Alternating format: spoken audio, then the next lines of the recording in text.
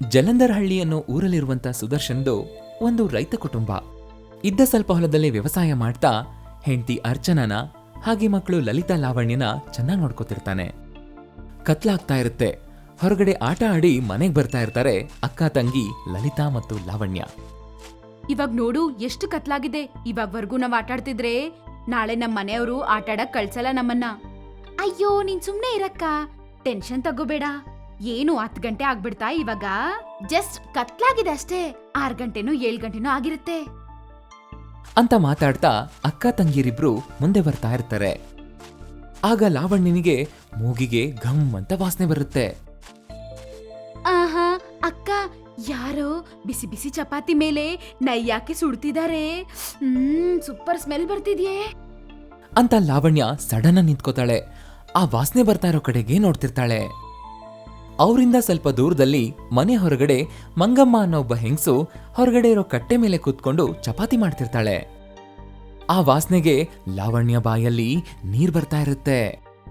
ಅಕ್ಕ ನೀನ್ ಇಲ್ಲೇ ಇರು, ನಾನೋಗಿ ಚಪಾತಿ ತಗೋ ಬರ್ತೀನಿ. ಯಾರಾದ್ರೂ ಬರ್ತಾರಾ ಅಂತ ನೀನು ಇಲ್ಲಿಂದ ನೋಡ್ಕೋ ಆಯ್ತಾ ಅಂತ ಹೇಳಿ ಲಾವಣ್ಯ ತಾನಿರೋ ಜಾಗದಿಂದ ನಿಧಾನವಾಗಿ ಮಂಗಮ್ಮ ಇರೋ ಜಾಗದ ಹತ್ರಕ್ಕೆ ಹೋಗ್ತಾಳೆ. ಅಲ್ಲಿ ಮಂಗಮ್ಮ ತಾನ್ ಮುಂದೆ ನೋಡ್ತಾ ಚಪಾತಿ ಮಾಡ್ತಾ ಇರ್ತಾಳೆ. ಆಗ ಹಿಂದೆಯಿಂದ ಬಂದ ಲಾವಣ್ಯ ನಿಧಾನವಾಗಿ ಪ್ಲೇಟಲ್ಲಿರೋ ಚಪಾತಿನ ತಗೊಂಡು ಬೇಗ ಅಲ್ಲಿಂದ ಲಲಿತಾ ಹತ್ರಕ್ಕೆ ಹೊಡೋಗ್ಬಿಡ್ತಾಳೆ. ಆಗ ಇಬ್ರು ಬಿಸಿ ಬಿಸಿ ತುಪ್ಪದ ಚಪಾತಿ ತಿಂತಿರ್ತಾರೆ. ಹೀಗೆ ತಿಂತ ಮುಂದಕ್ಕೆ ಹೋಗ್ತಾರೆ. ಚಪಾತಿ ಮಾಡ್ತಾ ಇರೋ ಮಂಗಮ್ಮನಿಗೆ ಪ್ಲೇಟಲ್ಲಿ ಚಪಾತಿ ಕಾಣಿಸಲ್ಲ. ಹೀಗೆ ತಿಂತ ನಡ್ಕೊಂಡು ಹೋಗ್ತಾ ಇರೋ ಲಲಿತಾ ಮತ್ತೆ ಲಾವಣ್ಯ ಇಬ್ರು ಮಂಗಮ್ಮ ನೋಡ್ತಾಳೆ. ನೀವು ಅರ್ಚನಾ ಮಕ್ಕಳೇ ಅಲ್ವಾ, ಹೇಳ್ತೀನಿ ರೀ, ಬಂದು ನಿಮ್ಮಮ್ಮ ಹತ್ರ ನಿಮ್ ಕತೆ ಹೇಳ್ತೀನಿ ಅಂತ ಮಂಗಮ್ಮ ಬೈತಾ ಇರ್ತಾಳೆ. ನಿನ್ ಕತೆ ಚೆನ್ನಾಗಿದೆ ಅಮ್ಮ, ನಾವು ಚಪಾತಿ ತಗೊಂಡ್ ತಿಂತಿರೋದು. ನೀನ್ ಸುಡ್ತಿರುವ ತುಪ್ಪದ ಚಪಾತಿ ನಾವೇನ್ ತಿಂದಿಲ್ಲ.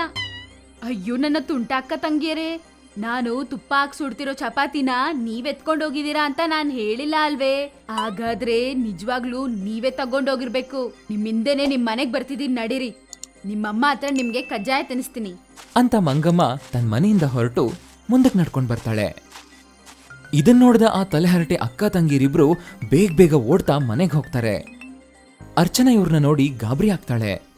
ನಮ್ಗೋಸ್ಕರ ಯಾರಾದ್ರೂ ಬಂದ್ರೆ ಇಲ್ಲ ಅಂತ ಹೇಳ್ಬಿಡ ಅಮ್ಮ ಅಂತ ಹೇಳಿ ಅವರಿಬ್ರು ಮನೆ ಒಳಗ್ ಹೋಗ್ತಾರೆ. ಮಂಗಮ್ಮ ಅಲ್ಲಿಗೆ ಬರ್ತಾಳೆ. ಅರ್ಚನನ್ ಜೊತೆಗೆ ವಾದ ಮಾಡ್ತಾಳೆ. ಜೋರಾಗಿ ಕಿರ್ಚ್ತಾಳೆ, ಹಾಗೆ ಬೈತಾಳೆ. ಅರ್ಚನಾ ಎಷ್ಟು ಸಮಾಧಾನ ಮಾಡಿದ್ರು ಮಂಗಮ್ಮ ಮಾತ್ರ ಬೈತಾನೇ ಇರ್ತಾಳೆ. ದೂರದಿಂದಲೇ ನಿಂತ್ಕೊಂಡು ಅಕ್ಕ ತಂಗಿರಿಬ್ರು ನೋಡ್ತಿರ್ತಾರೆ. ಮಂಗಮ್ಮನ ಹತ್ರ ಕಷ್ಟಪಡ್ತಾ ಇರೋರ್ ತಾಯಿನ ನೋಡಿ ಅವರಿಬ್ರು ನಗ್ತಾ ಇರ್ತಾರೆ. ಅಷ್ಟರಲ್ಲಿ ಸುದರ್ಶನ್ ಹೊಲದಿಂದ ಗಿಣ್ಣು ತಗೊಂಡು ಮನೆಗೆ ಬರ್ತಾ ಇರ್ತಾನೆ. ಸುದರ್ಶನ್ ಬರ್ತಾ ಇರೋದನ್ನ ಗಮನಿಸಿದ ಮಂಗಮ್ಮ ಮತ್ತೇನು ಮಾತಾಡದೆ ಅಲ್ಲಿಂದ ಹೊರಟೋಗ್ಬಿಡ್ತಾಳೆ. ಸುದರ್ಶನ್ ಮಂಗಮ್ಮನ ನೋಡಿದ್ರು ಏನು ಮಾತಾಡಲ್ಲ. ಹಾಗೆ ಮಂಗಮ್ಮನು ಸುದರ್ಶನ್ನ ನೋಡಿ ಅಲ್ಲಿಂದ ಬೇಗ ಹೊರಟೋಗ್ತಾಳೆ. ಸುದರ್ಶನ್ ಮನೆಗ್ ಬಂದು ಗಿಣ್ಣು ಡಬ್ಬನ ಅರ್ಚನನ್ ಕೈ ಕೊಡ್ತಾನೆ. ಅರ್ಚನಾ ಆ ಡಬ್ಬನ ತಗೊಂಡು ಮನೆ ಒಳಗ್ ಹೋಗ್ತಾಳೆ. ಎಲ್ರೂ ಸೇರ್ಕೊಂಡು ಮಾತಾಡ್ತಾ ಕೂತಿರ್ತಾರೆ. ಆಗ ಅಲ್ಲಿಗೆ ಸುದರ್ಶನ್ನ ಅಕ್ಕ ಭವಾನಿ ಬರ್ತಾಳೆ. ಅಕ್ಕ, ಯಾವಾಗ ಹೊರಟಿದ್ದೆ? ಇಷ್ಟೊಂದು ಕತ್ಲಾಗಿದೆ. ಬೆಳಗ್ಗೆ ಬಂದೆ ಕಣೋ, ಮಧ್ಯದಲ್ಲಿ ಏನೇನೋ ಕೆಲ್ಸ ಇತ್ತು, ಎಲ್ಲ ಮುಗಿಸ್ಕೊಂಡ್ ಬರೋಷ್ಟೊತ್ತಿಗೆ ಇಷ್ಟೊತ್ತಾಯ್ತಪ್ಪ. ಬಾಕ ಒಳಗ್ ಹೋಗೋಣ. ಸುದರ್ಶನ್ ಭವಾನಿ ಇಬ್ರು ಮನೆ ಒಳಗ್ ಬರ್ತಾರೆ. ಲಲಿತಾ ಅವಳನ್ನ ನೋಡಿ ಸಂತೋಷದಿಂದ ಮಾತಾಡಿಸ್ತಾಳೆ. ಅತ್ತೆ ಅಂತ ಓಡ್ ಬಂದು ತಪ್ಕೋತಾಳೆ. ಆದ್ರೆ ಲಾವಣ್ಯ ಮಾತ್ರ ಗಿಣ್ಣು ತಿಂತ ಹಾಯಾಗಿ ಕುತ್ಕೊಂಡು ಕೈ ಅಂತಾಳೆ. ಭವಾನಿ ಅದನ್ನ ನೋಡಿ ನಗ್ತಾಳೆ. ಅರ್ಚನಾ ಭವಾನಿ ಖುಷಿಯಿಂದ ಮಾತಾಡ್ಕೋತಿರ್ತಾರೆ. ಮತ್ತೆ ಎಲ್ರೂ ಸೇರ್ಕೊಂಡು ಹೊರಗಡೆ ಮಂಚದ ಮೇಲೆ ಕೂತ್ಕೋತಾರೆ.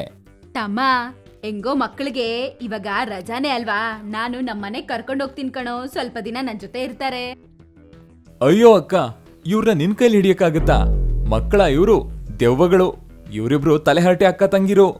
ಅದ್ರಲ್ಲೂ ಆ ಚಿಕ್ಕೋಳು, ಅವಳ ತಲೆಹರಟೆ ಚೇಷ್ಟೆನ ಖಂಡಿತ ನಿನ್ ಕೈಲಿ ಸಹಿಸಕ್ಕಾಗಲ್ಲ ಅಕ್ಕ. ಇವರಿಬ್ರು ಸೇರ್ಕೊಂಡು ನಮ್ಮನ್ ಮೆತ್ತಗ್ ಮಾಡ್ತಾ ನಮ್ಗೆ 3 ಕೆರೆ ನೀರು ಕುಡಿಸ್ತಾ ಇದಾರೆ. ಒಳ್ಳೇದೇ ಅಲ್ವಪ್ಪ, ನಮ್ಗೆ ಮಳೆ ಬರ್ದೇ ಇರುವಾಗ ನಮ್ಮ ಹತ್ರ ಇರುವ 3 ಏರಿ ನೀರು ಯೂಸ್ ಮಾಡ್ಕೋಬಹುದು. ತೋಟಕ್ ಸಹ ಯೂಸ್ ಮಾಡ್ಕೋಬಹುದಪ್ಪ. ದೇವರ್ನ ಮಳೆ ಬೇಕು ಅಂತ ಬೇಡ್ಕೊಳ್ಳೋದ್ ಬೇಕಾಗಿಲ್ಲ. ಕೇಳ್ದ್ಯಾ ಅಕ್ಕ ನಿನ್ ಚಿಕ್ಕ ಸೊಸೆ ಮಾತನ್ನ? ಬರೀದಷ್ಟೇ ಅಲ್ಲ ಅಕ್ಕ, ಬೆಳಿಗ್ಗೆ ಎದ್ದಾಗ್ನಿಂದ ರಾತ್ರಿ ಮಲ್ಗೋವರ್ಗೂ ಹೀಗೆ ಮಾತಾಡ್ತಾ ನಮ್ಮನ್ನ ಚೆನ್ನಾಗ್ ಆಟ ಆಡಿಸ್ಬಿಡ್ತಾಳೆ. ಆಟ ಹೆಸರು ಸಹ ಹೇಳಿ ಅಪ್ಪ, ಅತ್ತೆಗೆ ಅರ್ಥ ಆಗ್ಬೇಕಲ್ವಾ? ಓಯ್ ಏನೇ ನನ್ ಮುಂದೆನೆ ನನ್ ತಮ್ಮನ ಚುಡಾಯಿಸ್ತಿದ್ದೀರಾ? ಆಗ್ಲೇ ಅಲ್ವಾ ನಾವಂದ್ರೆ ಯಾರಂತ ನಿಮ್ಗೆ ಗೊತ್ತಾಗೋದು. ಹಾ ಸಾಕ್ ನಿಲ್ಸು, ಬಾಯ್ ಮುಚ್ಚು. ನಮ್ಗೆ ಇವರಿಬ್ರದು ಅಭ್ಯಾಸ ಆಗ್ಬಿಟ್ಟಿದೆ. ನಿನಗೆ ಯಾಕಕ್ಕ ಸುಮ್ಮನೆ ತಲೆನೋವು? ಇಷ್ಟಕ್ಕೂ ಭಾವ ಕೆಲ್ಸ ಅಂತಿರ್ತಾರೆ. ಮತ್ತೆ ಇವ್ರು ಮಾಡೋ ಚೇಷ್ಟೆಯಿಂದ ಅವ್ರಿಗೆ ಯಾಕೆ ಸುಮ್ಮನೆ ತೊಂದ್ರೆ? ಬೇಡ ಬಿಡಕ್ಕ. ನಿಮ್ ಮಾವನೇ ಮಕ್ಕಳನ್ನ ಕರ್ಕೊಂಡ್ ಬರಕ್ ಹೇಳಿದ್ರು ತಮ್ಮ. ಬೇಕಂದ್ರೆ ನಿಮ್ ಮಾವ ಹತ್ರ ಮಾತಾಡು. ಅಯ್ಯೋ, ಸ್ವಲ್ಪ ದಿನ ನೀನ್ ನನ್ಗೆ ಜಂಡು ಬಾಂಬ್ ಖರ್ಚಿನ ಉಳಿಸ್ಕೊಡ್ತೀಯ ಅಂದ್ರೆ ನಾನು ಯಾಕೆ ಬೇಡ ಅನ್ಲಿ? ಸರಿ, ಕರ್ಕೊಂಡು ಹೋಗು. ಆ ಮಾತಿಗೆ ಎಲ್ರೂ ನಗ್ತಾರೆ. ಹಾಗೆ ಆವತ್ತಿನ ದಿನ ರಾತ್ರಿ ಎಲ್ರೂ ಮಲಗ್ತಾರೆ. ಭವಾನಿ ಸೋದರತೆ ಆದ್ರಿಂದ ಅವಳ ಅಕ್ಕಪಕ್ಕ ಇಬ್ರು ಸೋದರ ಸೊಸೆರ್ ಮಲ್ಕೋತಾರೆ. ಹಾಗೆ ಮಧ್ಯರಾತ್ರಿಲಿ ಭವಾನಿಗೆ ಎಚ್ಚರ ಆಗುತ್ತೆ. ಕಣ್ ತೆಗೆದು ನೋಡಿದ್ರೆ ಲಲಿತಾ ಕಾಲ್ಗಳು ಭವಾನಿ ಮೈ ಮೇಲಿರುತ್ತೆ. ಲಾವಣ್ಯ ಕೈಗಳು ಭವಾನಿ ಕಾಲ್ ಮೇಲಿರುತ್ತೆ. ನಿದ್ದೆಯಲ್ಲಿ ಹೆಂಗ್ ಮೇಲೆ ಬಂದ್ ಮಲ್ಗಿದಾರ್ ನೋಡು ಅಂತ ಅನ್ಕೊಂಡು ಅವರಿಬ್ರನ್ನು ಸರಿ ಮಾಡ್ತಾ ಮತ್ತೆ ಮಲ್ಕೋತಾಳೆ. ಮಾರನೇ ದಿನ ಭವಾನಿ ಮನೆ ಇರೋದು ಟೌನ್ನಲ್ಲಿ. ಅಲ್ಲಿಗೆ ಇಬ್ರು ಸೋದರ ಸೊಸೆನ ಕರ್ಕೊಂಡ್ ಬರ್ತಾಳೆ. ಅದು ದೊಡ್ಡ ಮನೆ ಮುಂದ್ಗಡೆ ದೊಡ್ಡ ಲಾನ್, ಆಟ ಆಡೋಕೆ ಒಳ್ಳೆ ಜಾಗ ಇರುತ್ತೆ. ಅದು ಲಲಿತಾ ಮತ್ತೆ ಲಾವಣ್ಯನ್ಗೆ ತುಂಬಾ ಇಷ್ಟ ಆಗುತ್ತೆ. ಆಫೀಸಿಗೆ ಹೋಗ್ತಾ ಮಾವ ಹರ್ಷವರ್ಧನ್ ಅವ್ರಿಗೆ ಹೀಗೆ ಹೇಳ್ತಾನೆ, ಸೋದರ ಸೊಸೆರೆ ಚೆನ್ನಾಗಿದ್ದೀರಾ? ಮಾವ ನಮಸ್ತೆ ಮಾವ, ಚೆನ್ನಾಗಿದ್ದೀವಿ, ನೀವೆಂಗಿದ್ದೀರಾ? ಅಯ್ಯೋ ಅಕ್ಕ, ಮಾವ ಚೆನ್ನಾಗಿರೋದಕ್ಕೆ ಅಲ್ವಾ ಎದ್ ಬಂದ್ ನಮ್ಮ ಹತ್ರ ಮಾತಾಡ್ತಿರೋದು, ಇಲ್ಲ ಅಂದ್ರೆ ಮಂಚದ ಮೇಲೆ ಮಲ್ಗಿರ್ತಿದ್ರು.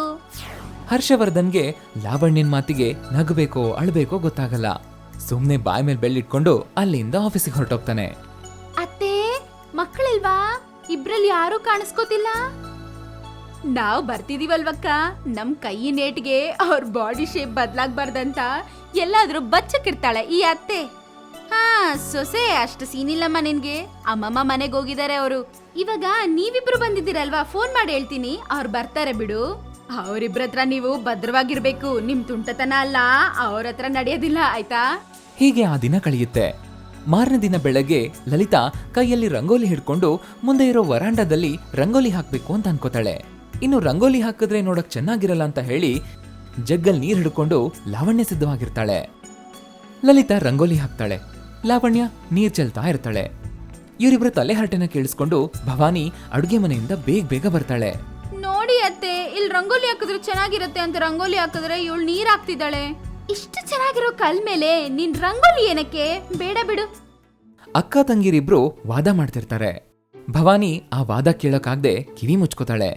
ಇದರಿಂದಾಗಿ ಅಡ್ಗೆ ಮನೇಲಿರೋ ಎಂಚ್ ಮೇಲಿರೋ ದೋಸೆ ಎಲ್ಲ ಸೀದೋಗ್ಬಿಡುತ್ತೆ. ಹೀಗಿರುವಾಗ ಒಂದಿನ ಹಾಲ್ ವ್ಯಾಪಾರ ಮಾಡೋ ಪಕ್ಕದ ಮನೆ ಸುಜಾತ ನೀರ್ ಬೆರೆಸಿರೋ ಹಾಲಿನ ಬಿಂದಿಗೆನ ಎತ್ಕೊಂಡು ಮುಂದಕ್ಕೆ ಹೋಗ್ತಿರ್ತಾಳೆ. ಇದನ್ನ ಲಲಿತಾ ಮತ್ತೆ ಲಾವಣ್ಯ ನೋಡ್ತಾರೆ. ಚಿಕ್ಕ ಕಲ್ ತಗೊಂಡು ಆ ಬಿಂದಿಗೆಗೆ ತೂತ್ ಮಾಡ್ತಾರೆ. ಇದರಿಂದಾಗಿ ಆ ಬಿಂದಿಗೆಲಿರೋ ನೀರ್ ಹಾಲೆಲ್ಲ ಕೆಳಗಡೆ ಚೆಲ್ಲುತ್ತೆ. ಲಾವಣ್ಯ ಇದನ್ನ ನೋಡಿ ನಗ್ತಾ ಇರ್ತಾಳೆ. ಇದರಿಂದಾಗಿ ಸುಜಾತ ಭವಾನಿ ಮನೆಗೆ ಜಗಳಕ್ಕೆ ಅಂತ ಬರ್ತಾಳೆ. ಸುಜಾತ ಒಂದು ಮಾತನ್ನು ಬಿಡದೆ ತುಂಬಾ ಬೈತಾಳೆ. ಅತ್ತೆ, ಸ್ಕೂಲ್ ಮಕ್ಕಳು ಕುಡಿಯೋ ನೀರಲ್ಲಿ 2 ಬಿಂದಿಗೆ ನೀರ್ ಹಾಕಿದಾಳೆ. ನನ್ಗಿಷ್ಟ ಆಗಿಲ್ಲ, ಅದಕ್ಕೆ ಹಂಗ್ ಮಾಡ್ದೆ.